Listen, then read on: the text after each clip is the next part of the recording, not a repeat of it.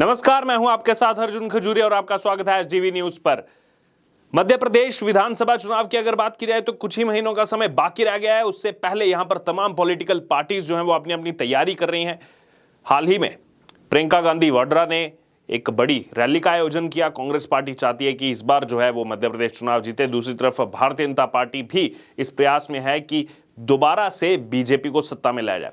इसी बीच अगर बात की जाए तो यहां पर एक बड़ा ओपिनियन पोल सामने आ रहा है। जी हां, अगर बात की जाए तो ये ओपिनियन पोल जो है वो जी न्यूज का मैट्राइज के साथ ओपिनियन पोल जो है वो यहां पर सामने आ रहा है। अगर मध्य प्रदेश की बात की जाए तो कुल 230 सीटें जो है असेंबली इलेक्शंस हैं, असेंबली सीट्स हैं 230, और जीतने के लिए यानी कि मेजॉरिटी के लिए सीटें चाहिए 116 का वो जादुई आंकड़ा है। जिसके पास भी होगा वो सरकार बनाएगा।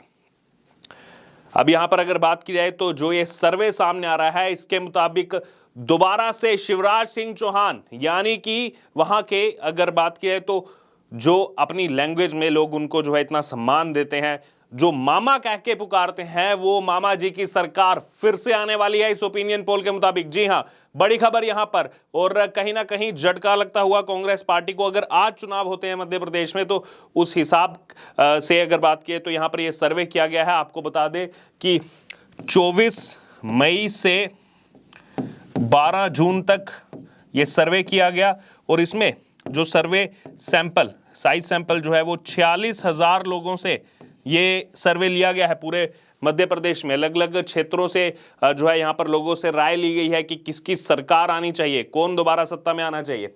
अब यहाँ पर अगर बात की जाए तो ये जो सीट्स सब सामने आ रही हैं, सीट्स अब आपको बताते हैं। सबसे पहले यहाँ पर अगर बात करें तो बीजेपी जो है वो मेन पार्टी है, कांग्रेस है, और बाकी यहाँ पर कोई क्षेत्रीय दल जो है वो इतना ज़्यादा खास कुछ करते नहीं है। हालांकि बीएसपी ने पिछली बार कुछ सीटें जीती थी, समाजवादी पार्टी एक आधी सीट पर आती है, बट कोई ज़्यादा वर्चस्व यहाँ पर जो है अदर्स का नहीं है।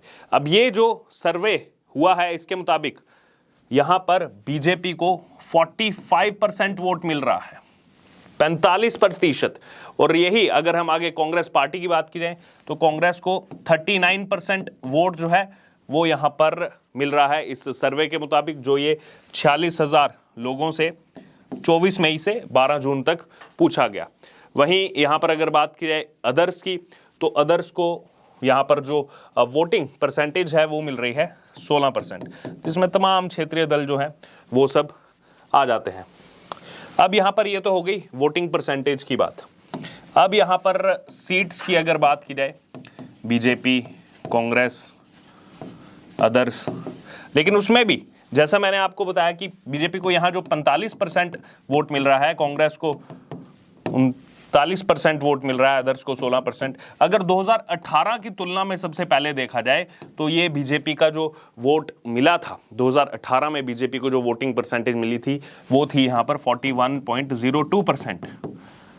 कांग्रेस पार्टी की अगर बात की जाए तो कांग्रेस पार्टी को 2018 में जो वोटिंग परसेंटेज मिली थी वो थी 40.89%। यानी कि यहां पर बीजेपी जो है वो गेन कर रही है, लगभग 4% वोट बीजेपी को ज्यादा मिल रहा है। और कांग्रेस की अगर बात की जाए तो इनका वोट परसेंटेज जो है वो देखा जा सकता है कि थोड़ा सा वोट परसेंटेज यहां पर कांग्रेस पार्टी का लगभग 2% वोट जो है वो डिक्लाइन हुआ है, नीचे गया है। तो ये वोटिंग परसेंटेज की बात थी। अब चलिए, अब आपको बताते हैं यहां पर कि सीट्स की अगर बात की जाए, बीजेपी, कांग्रेस, अदर्स, ये अभी जो ओपिनियन पोल जी न्यूज़ का सामने आ रहा है, कुल 230 सीटें हैं।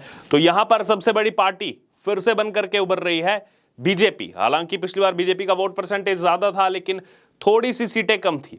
सबसे पहले आपको बता दें कि 2018 में क्या हाल था। 2018 में बीजेपी को 109 सीटें मिली थी और कांग्रेस को 114 सीटें मिली थी, और उसने जो है सरकार बनाई थी क्योंकि बहुमत के आंकड़े के लिए 116 सीटें चाहिए।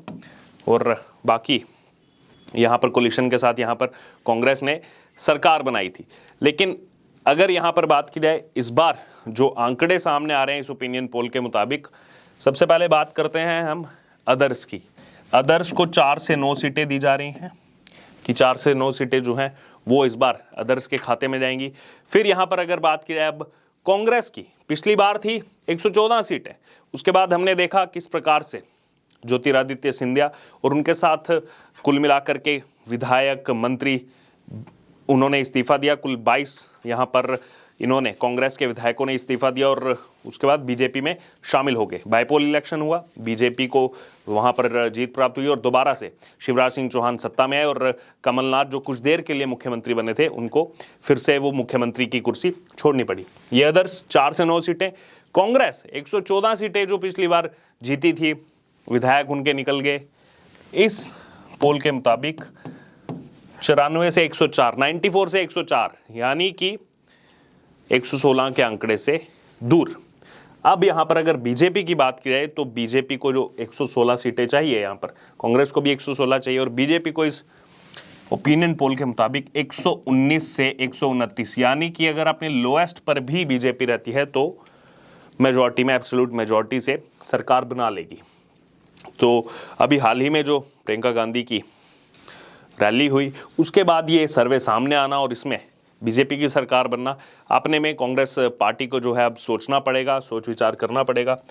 अब यहाँ पर अगर बात की जाए, ये हमने आपको ओवरऑल स्टेट का बताया, अब कुछ रीजन वाइज भी जो है यहाँ पर सर्वे किया गया। वो रीजन वाइज भी 5 रीजन यहाँ पर हैं, आपको उनका जो है यहाँ पर सर्वे बता दें। बीजेपी के लिए उनसे पूछा गया, कांग्रेस के लिए पूछा गया और अदर्स के लिए पूछा गया। ये जो क्षेत्र हैं मध्य प्रदेश में, सबसे पहले अगर बात की जाए महाकौशल रीजन की अगर बात की जाए तो यहाँ पर महाकौशल रीजन में कुल जो है 49 सीटें हैं और बीजेपी को यहाँ से जो सीटें मिल रही हैं 23 से 28 सीटें बीजेपी को मिल रही हैं। फिर अगर कांग्रेस पार्टी की यहाँ पर बात की जाए तो ज़्यादा पीछे नहीं है, 20 से 25 सीटें यहाँ पर उनको मिल रही हैं और अदर्स को जो है यहाँ पर 1 सीट दी जा रही है। ये बात हो गई महाकौशल की। अब यहाँ पर दूसरे रीजन की अगर बात की जाए, ये महाकौशल यहाँ पर थोड़ी सी फाइट देखने को मिल रही है। दूसरा रीजन जो है ग्वालियर और चंबल का रीजन है। चंबल पहले काफ़ी ज़्यादा सुर्खियों में था ये नाम। यहाँ पर टोटल सीट्स जो हैं 34 टोटल सीट्स हैं। 34 टोटल सीट्स में अगर यहाँ पर जो ओपिनियन पोल आया है, बीजेपी को जो यहाँ पर सीटें दी जा रही हैं इस ओपिनियन पोल के मुताबिक 15 से 20, कांग्रेस को इस ओपिनियन पोल के मुताबिक 12 से 17 सीटें दी जा रही हैं और अदर्स की अगर बात की जाए तो अदर्स को यहाँ पर 1 से 2 सीट दी जा रही है। यहाँ पर भी बीजेपी लीड कर रही है, जैसे महाकौशल हमने रीजन में देखा था।